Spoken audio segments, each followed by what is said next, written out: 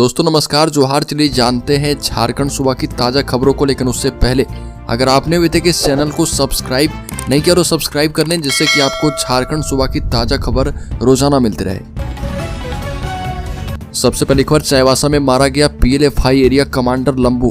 Police और उग्रवादी के बीच हुई थी मुठभेड़, कई राउंड चली गोलियां। चाईबासा में प्रतिबंधित उग्रवादी संगठन पीएलएफआई और पुलिस के बीच मुठभेड़ हुई और इसमें सुरक्षा बलों ने पीएलएफआई के एरिया कमांडर लंबू को ढेर कर दिया है। एनकाउंटर के दौरान दोनों ओर से कई राउंड फायरिंग की गई। एसपी आशुतोष शेखर ने घटना की पुष्टि की है।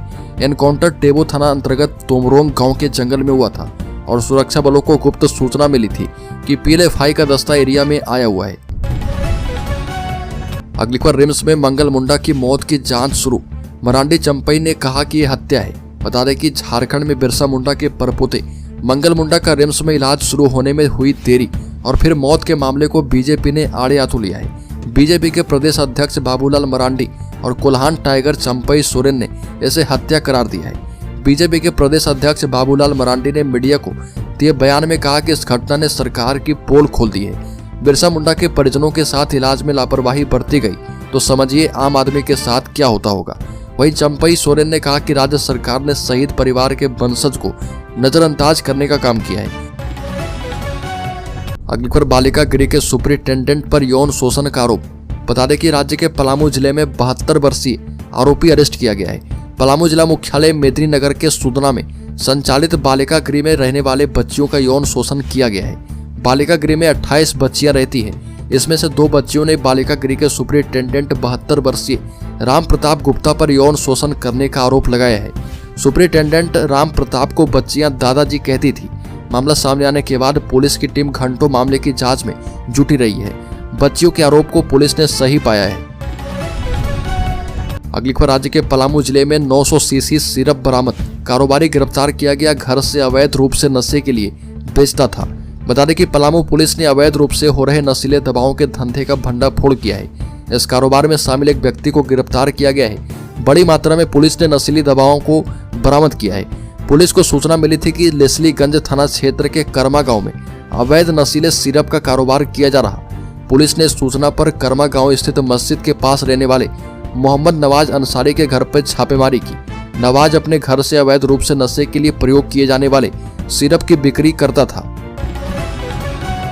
अगली खबर, देवघर के त्रिकूट पर्वत पर फिर से लगेगा रोपवे। हाइब्रिड तकनीक का किया जाएगा इस्तेमाल। 3 साल पहले हुआ था बड़ा हादसा। त्रिकूट पर्वत पर अब हाइब्रिड तकनीक से नई रोपवे लगाई जाएगी। इसमें भारतीय और विदेशी तकनीक को मिलाकर काम किया जाएगा। इंफ्रास्ट्रक्चर में देसी सामान लगाए जाएंगे, जबकि केबिन में विदेशी सामान लगेंगे। पर्यटन विभाग इस पर काम कर रहा। त्रिकूट रोपवे पर 10 अप्रैल 2022 को हादसा हुआ था और इसमें 3 लोगों की मौत हो गई थी। अगली खबर, जामताड़ा में नाबालिग आदिवासी लड़के से गैंगरेप। बकरी को कुत्ता काटने के बहाने से झाड़ी में बुलाया था। दोनों आरोपी गिरफ्तार किए गए। जामताड़ा में एक 14 वर्षीय आदिवासी लड़की के साथ 2 युवकों ने गैंगरेप किया है। लड़की जो है नाबालिग है और मिहिजाम थाना क्षेत्र में घटना घटी है। युवकों ने लड़की को गांव की झाड़ियों में बकरी को कुत्ता काट रहा है कहकर बुलाया था। लड़की जब वहां पहुंची तो दोनों युवकों ने उसके साथ गैंगरेप किया। इधर पुलिस ने पीड़िता की मां की शिकायत पर लड़की को बेला फुसलाकर बलात्कार करने और मारपीट करने के आरोप में मामला दर्ज किया है। आरोपी युवकों की पहचान 20 वर्षीय लखन राणा और 22 वर्षीय रंजीत कोल के रूप में की गई है। अगली खबर, जमीन विवाद में की गई थी अभिषेक हेम्ब्रम की हत्या। जमशेदपुर में हथियार के साथ चचेरे भाई समेत 2 आरोपी गिरफ्तार। जमशेदपुर के परसोडी के छोल गोड़ा इलाके में 14 नवंबर की रात हुई अभिषेक हेम्ब्रम की हत्या के मामले में पुलिस ने मुख्य आरोपी रोशन हेम्ब्रम और उसके साथी भोला को गिरफ्तार कर लिया है। पुलिस ने उसके पास से हत्या में इस्तेमाल किए गए 2 हथियार और एक बाइक भी बरामद की है। एसएसपी किशोर कौशल ने इस हत्याकांड का खुलासा किया।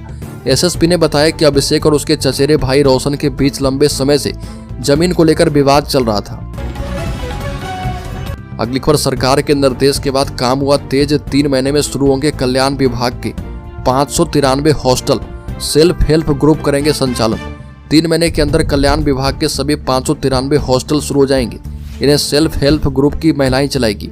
कई छात्रावासों के संचालन में एनजीओ की मदद ली जाएगी, लेकिन यदि वहां सेल्फ हेल्प ग्रुप सक्रिय होगा तो उन्हें प्राथमिकता दी जाएगी।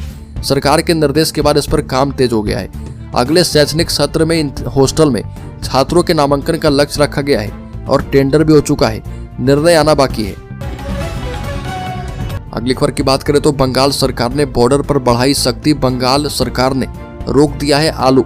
3 दिन में 5 से 10 रुपए किलो तक झारखंड में भाव बढ़ चुका है। पश्चिम बंगाल से तीसरे दिन भी आलू की सप्लाई ठप रही। आलू लेकर कोई भी ट्रक झारखंड नहीं पहुंचा। इससे राज्य में आलू की कीमतों में 5 से 10 रुपए प्रति किलो की बढ़ोतरी दर्ज की गई है। अगर जल्दी ही सप्लाई शुरू नहीं की गई तो इसकी कीमतें और भी बढ़ेगी। दरअसल बंगाल सरकार ने आलू लदे ट्रकों के झारखंड जाने पर रोक लगा दी है।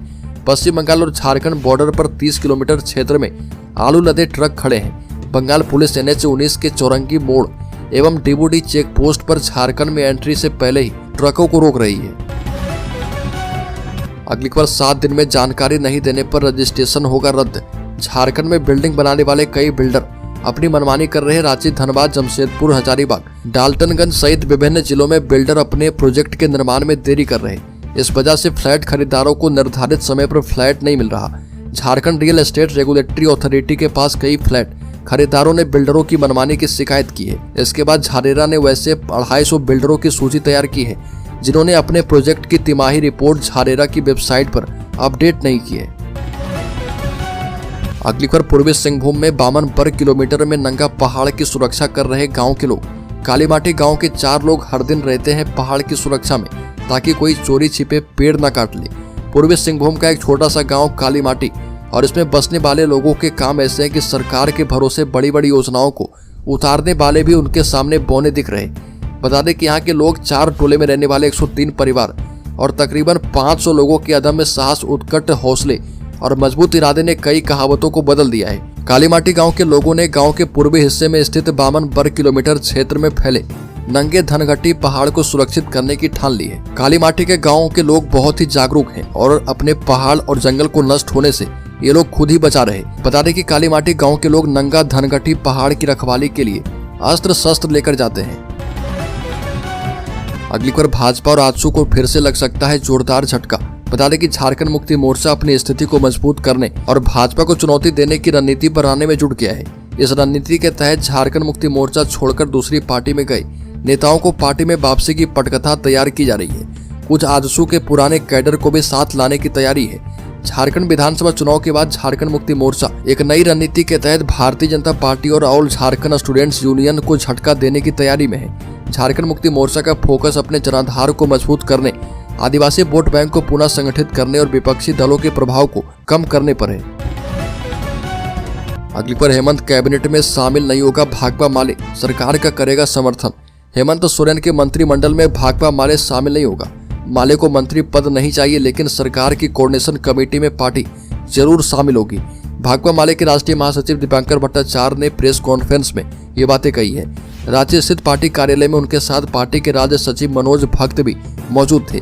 राष्ट्रीय महासचिव दीपांकर भट्टाचार्य ने बताया कि राज्य की जनता ने सांप्रदायिक भेदभाव रखने वाली पार्टी भाजपा को आईना दिखा दिया है और भाजपा की फूट डालो नीति को राज्य की जनता ने नकार दिया है। अगली खबर, सीएम बनते ही केंद्र से आर पार के मूड में है हेमंत सोरेन। इस मामले में कोर्ट पहुंचने की तैयारी। बता दें कि झारखंड विधानसभा चुनाव में भाजपा के मिला क्या अभियान के जवाब में सत्तारूढ़ झारखंड मुक्ति मोर्चा ने कब मिलेगा 1,36,000 करोड़ का मुद्दा प्रमुखता से उठाया था। इस मुद्दे के जरिए मुख्यमंत्री हेमंत सोरेन ने जनता की नब्ज पकड़ ली। हेमंत सोरेन अपनी चुनावी सभाओं में इसका जिक्र करके कहते रहे कि अगर 1,36,000 करोड़ रुपए की राशि मिल जाती तो राज्य के विकास की योजनाओं को और भी तेजी से बढ़ाते। हेमंत सोरेन ने चुनावी जनसभाओं में यह भी कहा कि कल्याणकारी योजनाओं को अधिकाधिक गति देने के लिए राशि की कमी आई है और इसका परिणाम हुआ कि 2/3 से अधिक बहुमत हासिल करके हेमंत सोरेन ने शानदार तरीके से वापसी की। अगली खबर, राज्य के मांडर में हत्या के विरोध में आक्रोशितों ने सड़क जाम की। मांडर थाना क्षेत्र के बिसाहा खटंगा गांव निवासी एरेन्युअस टोप्पो की सुबह में उनके घर के नजदीक स्थित खेत में हत्या की गई। घटना के अगले दिन आक्रोशितों ने मांडर थाना गेट के सामने स्थित NH-74 मार्ग को जाम कर दिया और आरोपियों की गिरफ्तारी की मांग करने लगे। इसकी वजह से सड़क के दोनों ओर वाहनों की लंबी कतार लग गई। हालांकि अधिकारियों ने ग्रामीणों को समझा बुझाकर जाम को हटा लिया।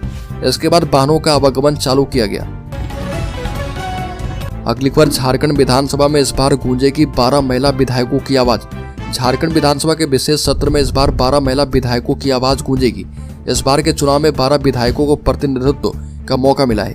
इसमें कल्पना सोरेन, लुइस मरांडी, सविता महतो, निशत आलम, दीपिका पांडे सिंह, ममता देवी, श्वेता सिंह, शिल्पी नेहा तिर्की, पूर्णिमा साहू, रागिनी सिंह, मंजू कुमारी और नीरा यादव शामिल है। बताते चले कि झारखंड मुक्ति मोर्चा के टिकट पर गांडे जामा और ईचागढ़ में महिला उम्मीदवारों ने जीत हासिल की है। वहीं कांग्रेस के टिकट पर पाकुड़, महागामा, रामगढ़, बोकारो और माणू सीट पर महिला उम्मीदवारों ने जीत दर्ज की है।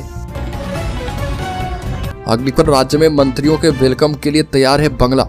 वास्तु के देखरेख में बना है बंगला, नहीं सताएगा रोग एवं भय। राज्य के कैबिनेट मंत्रियों के वेलकम के लिए बंगला तैयार है। मंत्रियों के लिए 11 बंगलों का निर्माण स्मार्ट सिटी ध्रुवा में किया गया है। खास बात यह है कि इन बंगलों का निर्माण पूरी तरह से वास्तु के हिसाब से किया गया। चर्चा यह भी है कि वास्तु के हिसाब से बने बंगले में किसी तरह का रोग एवं भय नहीं सताएगा। सभी बंगलों का मुख्य द्वार वास्तु के हिसाब से पूरब की ओर रखा गया है। दरवाजा, खिड़की भी वास्तु के हिसाब से फिट किया गया है और बंगले में मंत्रियों की तंदुरुस्ती का भी ख्याल रखा गया। इसमें swimming pool, gym, play zone, volleyball, badminton court भी बनाए गए। पूरे एरिया को हरा भरा बनाया गया है और इसमें क्लब हाउस की भी सुविधा उपलब्ध करवाई गई है। अगली खबर, झारखंड के शेयर होल्डर्स इन्वेस्टर्स के लिए बड़ी खबर। नेशनल स्टॉक एक्सचेंज NSE ने कुछ इंडेक्स डेरिवेटिव कॉन्ट्रैक्ट्स के लिए एक्सपायरी डे में बदलाव का ऐलान किया है। बैंक निफ्टी का वीकली और क्वार्टरली कॉन्ट्रैक्ट की एक्सपायरी अब महीने की आखिरी बुधवार की बजाय आखिरी गुरुवार को एक्सपायर होगी। फिर निफ्टी का मंथली कॉन्ट्रैक्ट अब लास्ट मंगलवार के बजाय महीने के अंतिम गुरुवार को खत्म होगा। वहीं मिड निफ्टी का मंथली कॉन्ट्रैक्ट अब अंतिम सोमवार की बजाय महीने के अंतिम गुरुवार को खत्म होगा।